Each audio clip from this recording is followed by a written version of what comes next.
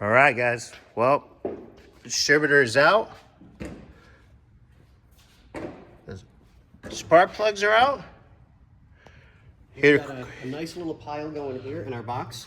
Everything's labeled, tagged, specifically bagged, ready to go in our container, so there's no possible way of losing anything. Got our spark plugs from back to front.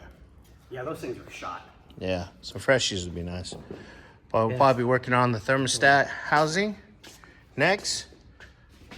I gotta take this guy out, bag that. As long as we can get that guy out with no problems, then we can start pulling the head. All right, well, that's your quick little update. And what else do we have left?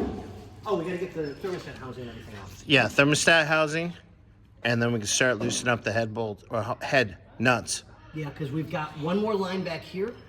Do we? Yep, there's this line here which screws into the back. Oh, like a little ground strap. Yep. No, this is probably for coolant temp or oil. Oh, let me get on that side so I can actually see what I'm talking about. Instead of just making guessing games over here. Oh, okay. Yeah. I see what you mean. Yep, got that guy right there.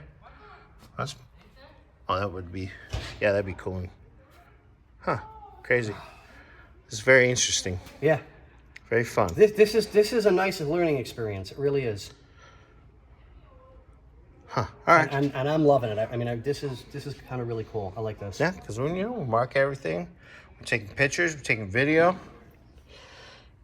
Documenting every little thing. Yep. Nut, bolt, screw, wire, all of it. It's getting triple picture. That thing's so cool. The only problem is going to be lifting the head. I know, right? They just, yeah. But yeah. And for those of you that, here's a quick trivia question. The counterpart to this was the Pierce Arrow.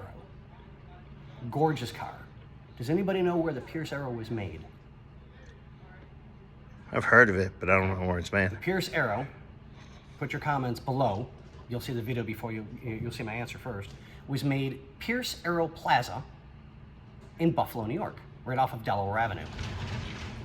The plaza is still there. A guy bought the building many, many years ago, and there was like 7 or 8 cars still in the building with titles, just not assembled.